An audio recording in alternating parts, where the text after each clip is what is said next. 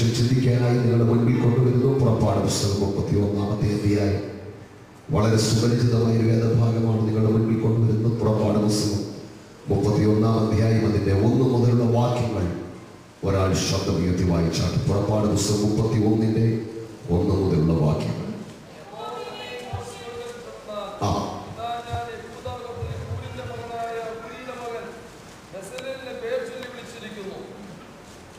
അടുത്ത വാക്യം കൂടെ. യഹോവ പിന്നെയും മോശെയോട് കൽപ്പിച്ചത്, ഇതാ ഞാൻ യഹൂദാ ഗോത്രത്തിൽ ഹൂരിന്റെ മകനായ ഊരിയുടെ മകൻ ബസലേലിനെ പേര് ചൊല്ലി വിളിച്ചിരിക്കുന്നു. അവൻ കൗശലപ്പണികളെ സങ്കല്പിച്ച് ചെയ്യുവാനും പൊന്ന്, വെള്ളി, താമ്രം എന്നിവ കൊണ്ട് പണി ചെയ്യുവാനും രത്നം വെട്ടിപ്പതിക്കുവാനും മരത്തിൽ കൊത്തുപണി ചെയ്യുവാനും സകലവിധമായ പണിത്തരം ഉണ്ടാക്കുവാനും ഞാൻ അവനെ ദിവ്യാത്മാവിനാൽ ജ്ഞാനവും ബുദ്ധിയും അറിവും സകലവിധ സാമർഥ്യവും കൊണ്ട് ചേർന്ന് സ്തോത്രം പറഞ്ഞാട്ടെ. ഈ വാക്യം എന്നോട് ചേർന്ന് പറഞ്ഞാട്ടെ. ഞാൻ അവനെ പോലെ ശബ്ദം പോലെ, ഞാൻ അവനെ ദിവ്യാത്മാവിനാൽ ജ്ഞാനവും ബുദ്ധിയും അറിവും സകലവിധ സാമർഥ്യവും ജ്ഞാനവും ബുദ്ധിയും അറിവും സകലവിധ സാമർഥ്യവും കൊണ്ട് നിറച്ചിരിക്കുന്നു. കരമുയർത്തി ദൈവത്തെ സ്തുതിച്ചാട്ടെ. പ്രിയമുള്ളവരെ, പരിശുദ്ധാത്മാവ് പറയുന്ന ദൈവത്തിന്റെ ദൂത് ശ്രദ്ധിക്കുക. ദൈവത്തിന് സമാഗമന കൂടാരം പണിയാൻ ഒരാഗ്രഹം അല്ല, അത്യാവശ്യം. പണിയുടെ ആരംഭഘട്ടത്തിൽ പരിശുദ്ധാത്മാവ് ചിന്തിച്ചു, ഈ പണി ആരുടെ കയ്യിലോ ഏൽപ്പിക്കും. ആമേൻ. ഈ പണി ഒരു കൊച്ചു വീട് പണിയാൻ തുടങ്ങുന്ന ഒരു മനുഷ്യന്റെ വെപ്രാളം നമുക്കറിയാം. സാധനമൊക്കെ മേടിക്കാം, ആരെ കൊണ്ട് ഇതൊന്ന് പണിയിക്കും. കാര്യം, പണിയേൽക്കുന്നവര് പലരും വിശ്വസ്തരല്ല. പണിയേൽക്കുന്നവര് പലരും സമയത്ത് പൂർത്തീകരിക്കാറില്ല. പണിയേൽക്കുന്നവർക്ക് പലർക്കും ഉത്തരവാദിത്വമില്ല. സാധനങ്ങൾ വേസ്റ്റാക്കി കളയും. പണിയേൽക്കുന്നവർ പലരും അധികം പൈസ മേടിക്കും. എല്ലാവരും അധികം പറ്റി പൈസ മേടിക്കാനേ അറിയത്തുള്ളൂ. പക്ഷേ വിശ്വസ്തമായി പണിയുന്ന ഒരു പണിയാളെ കിട്ടാനില്ല. നോക്കിയേ, ഈ കാലഘട്ടത്തിൽ ഒരു കൊച്ചു വീട് വെക്കുന്ന ഒരു മനുഷ്യന്റെ ആശങ്ക ഇതാണെങ്കിൽ, പഴയ നിയമ കാലഘട്ടത്തിൽ പല പണികൾ കഴിഞ്ഞിട്ട് നിൽക്കുമ്പോൾ, പല പണികൾ വിജയിച്ചും പല പണികൾ പരാജയപ്പെട്ടും നിൽക്കുമ്പോൾ ദൈവത്തിനും മനുഷ്യനും സമമാഗമിക്കാൻ ആ ഭാഗത്തൊക്കെ ഒത്തിരി കാര്യങ്ങൾ പറയാനുണ്ട്. ഞാൻ ആ ഭാഗമെല്ലാം വിടുകയാണ്.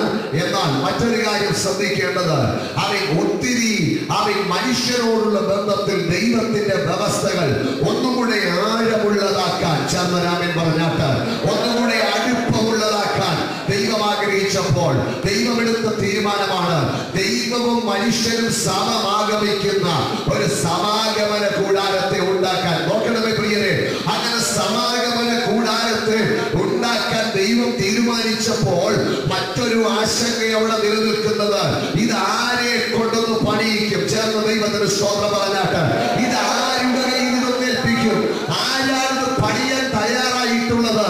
നിങ്ങൾ ശ്രദ്ധിച്ച്, അങ്ങനെ ദൈവം തിരക്കി നടക്കുമ്പോൾ ദൈവത്തിന്റെ തിരക്കത്തിന്റെ ഒടുവിൽ വെളിപ്പെട്ടു വന്ന ഒരു വിടുതലാണ് ഈ പുറപ്പാട് പുസ്തകം 31-ാം അധ്യായത്തിൽ ഇന്ന് പകൽ നാം വായിച്ചു കേട്ടത്.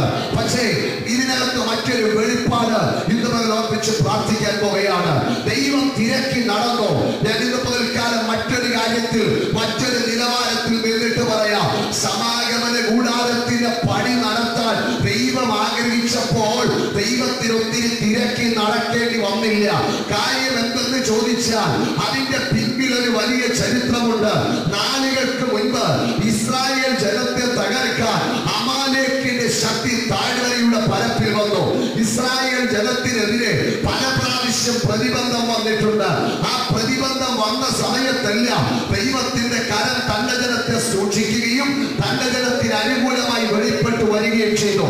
ജനം വാഗ്ദത്തം വാഗ്ദത്തത്തിന്റെ കനാലിലേക്ക് പോകുകയാണ്. ആ യാത്രയുടെ മധ്യത്തിലാണ് പലതരത്തിലുള്ള ജാതീയ ശക്തികൾ അവരെ തകർക്കാൻ വന്നത്. വേദപുസ്തകം നമ്മോട് പറയുന്നു, മിസ്രയീമിന്റെ ശക്തി അവർക്കെതിരെ വന്നു. ചേർന്ന് സ്തോത്രം പറഞ്ഞാട്ടെ. പോലെ ഒന്നുകൂടെ ശബ്ദം ഉയർത്തി. ഫെലിസ്തീന്റെ ശക്തി അവർക്കെതിരെ വന്നു, അമാലേക്കിന്റെ ശക്തി അവർക്കെതിരെ വന്നു.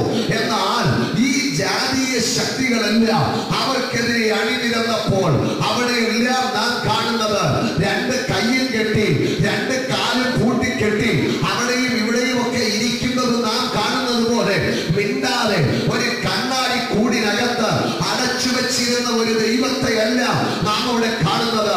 ജാതീയ ശക്തികൾ തന്റെ ജനത്തിനെതിരെ വരുമ്പോൾ തന്റെ ശക്തിയുള്ള വലങ്ങൾ നീട്ടി തന്റെ ജനത്തെ വിടുവിച്ചെടുത്ത ഒരു സർവശക്തനായ ദൈവത്തെ കാണാം. ഇത് പ്രസംഗിക്കുമ്പോൾ തന്നെ പുതുപ്പള്ളി താബോറിനകത്ത് ഈ പകൽ ദൈവത്തെ ആരാധിക്കുന്ന ദൈവത്തിന്റെ പൈതലിനോട് ഞാൻ ഉറപ്പുള്ള ഒരു ദൂത് പറയാം. നിന്റെ പ്രശ്നങ്ങളുടെ നടുവിൽ രണ്ട് കൈയും കെട്ടി രണ്ട് കണ്ണും അടച്ച് രണ്ട് ചെവിയും അടച്ചുപൂട്ടി രണ്ട് കാലുകളും ചമ്മണം പറഞ്ഞ് ഒരു കണ്ണാടി കൂടിന